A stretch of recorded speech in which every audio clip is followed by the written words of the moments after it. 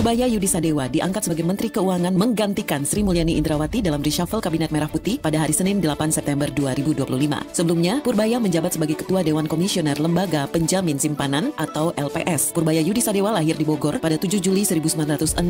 Ia meraih gelar sarjana teknik elektro dari Institut Teknologi Bandung atau ITB. Ia kemudian melanjutkan studi di Purdue University Amerika Serikat, meraih gelar MSc dan PhD dalam bidang ilmu ekonomi. Karir profesionalnya berawal sebagai field engineer di Schlumberger Overseas SA tahun 89 hingga 94, lalu berpindah ke dunia riset ekonomi sebagai senior economist di Danareksa Research Institute pada tahun 2000 sampai 2005. Purbaya mengawali kiprah politik dan pemerintahan sebagai staf khusus bidang ekonomi di Kemenko Perekonomian pada era 2010-2014 dan juga menjadi anggota Komite Ekonomi Nasional. Ia pernah menjadi deputi bidang koordinasi kedaulatan maritim dan energi di Kemenko Kemaritiman dan Investasi tahun 2018-2020.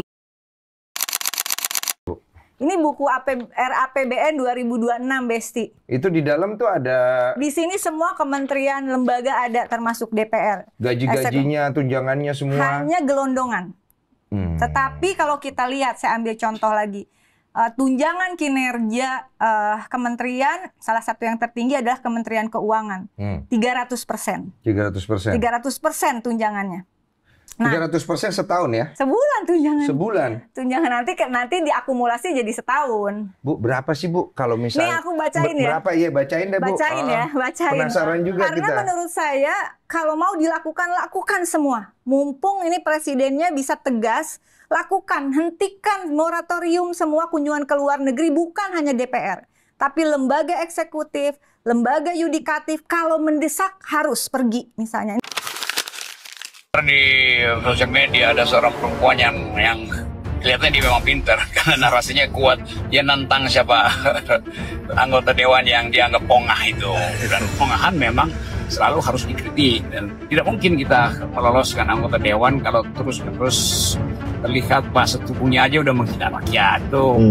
Itu artinya dia nggak ngerti bahwa dia dulu adalah pengemis suara rakyat. Nah begitu dia punya jabatan, rakyatnya dianggap tolol itu. Tapi beliau sudah kelihatannya udah minta maaf, saya nggak ngerti itu, tapi tetap kemarahan publik itu harus dipahami juga. Jadi anggota DPR kalau dimarahi oleh publik, ya itu berhak publik. Sebaliknya anggota DPR nggak boleh memarahi publik karena kalian dulu itu ada pengemis suara. Jadi kalau pengemis itu tidak boleh menghardik tuannya. Bagaimana? Udah ada usul dari presiden. Apakah bisa ada dua pilihan untuk undang-undang perampasan aset? Dia bisa berbentuk perpu, dia bisa berbentuk undang-undang. Undang-undang. Kalau mau berbentuk undang-undang, maka lewat proses tadi program legislasi nasional. Pertanyaannya, siapakah yang bisa mengajukan suatu undang-undang? Yang bisa mengajukan rancangan undang-undang adalah DPR tentu saja. Di dalamnya bisa komisi, bisa fraksi, bisa badan, bisa juga per anggota DPR. Tetapi bisa juga dari pemerintah, tapi ada poin ketiga yang penting. Bisa diusulkan oleh masyarakat. Ya, seperti sekarang kan? Usulkan oleh masyarakat, masuk ke balik diusulkan, nanti diputuskan. Masuk program legislasi nasional. Purbaya Yudisadewa untuk maju ke meja penandatanganan.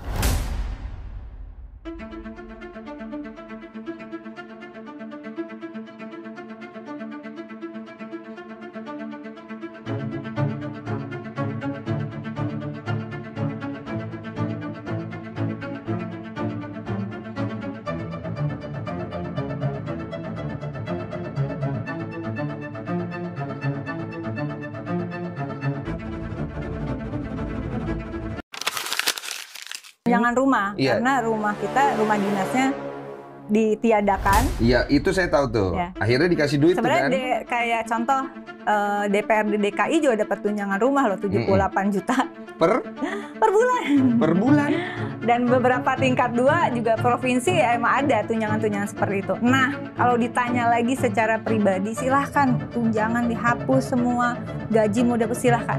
Tapi jangan lupa bahwa DPR ini lembaga negara, baik salah satu dari lembaga negara yang bernama lembaga legislatif, tapi ada eksekutif dan yudikatif. Nah, urusan tunjangan pejabat di lembaga negara itu diatur di dalam kurang lebih 11 undang-undang dan 12 peraturan pemerintah. sebanyak itu? Iya, karena kan harus ada pertanggungjawaban hukumnya.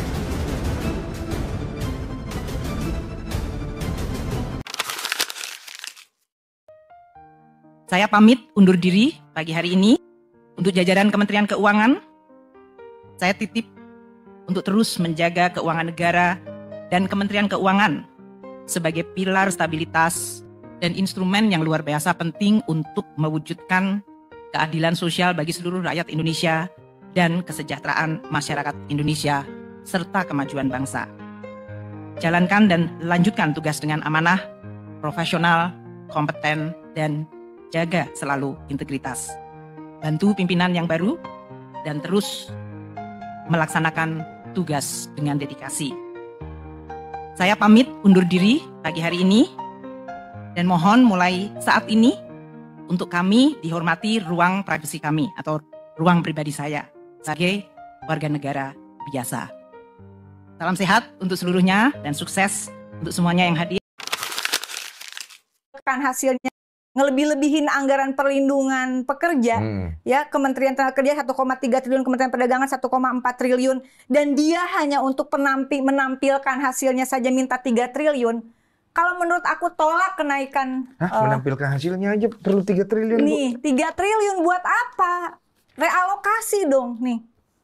Penyediaan dan pelayanan informasi statistik aja harus 3 triliun. Pertanyaannya 3.000 triliun dengan hanya angka-angka seperti ini yang dijabarkan.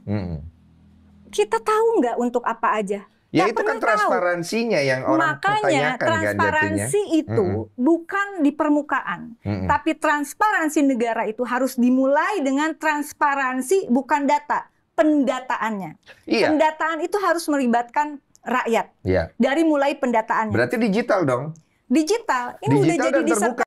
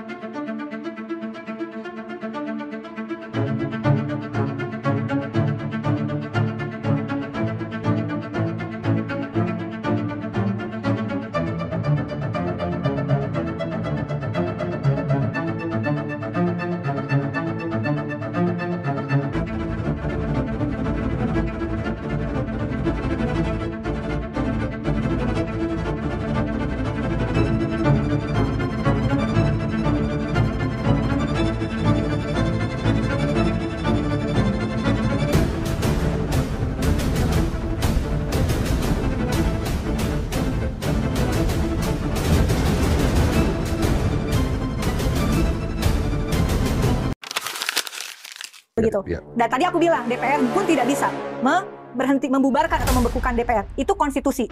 Nah, tetapi kemudian yang menjadi pertanyaan pentingnya sekali lagi, apakah bisa dipercepat? Bisa.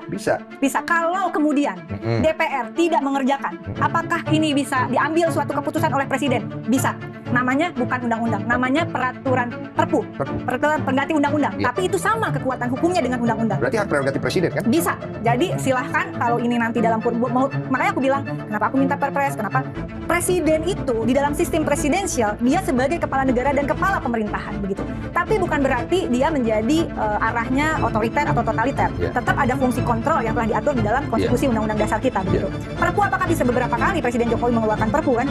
Nah, perpu kalau mau silahkan perpu ini dikeluarkan, tetapi saran dari saya adalah tetap substansi dari undang-undang atau perpu perampasan aset ini mesti dikawal. Tapi ada lagi yang lebih seru. Ada lagi yang lebih seru. Kalau di Amerika ada tokoh Rambo namanya Sylvester Stallone, bintang film Hollywood yang sangat viral, tapi dia tidak mungkin mampu menghindari putusan pengadilan yang sudah ingkrah.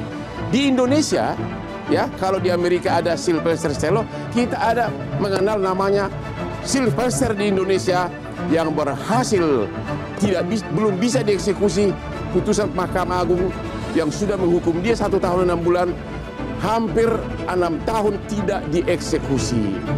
Ya, padahal sudah divonis 1 tahun 6 bulan penjara dan lawannya nggak tanggung-tanggung. Lawannya adalah JK yang 2 kali sebagai wakil presiden. Siapa ini Sylvester? Kenapa dia begitu hebat?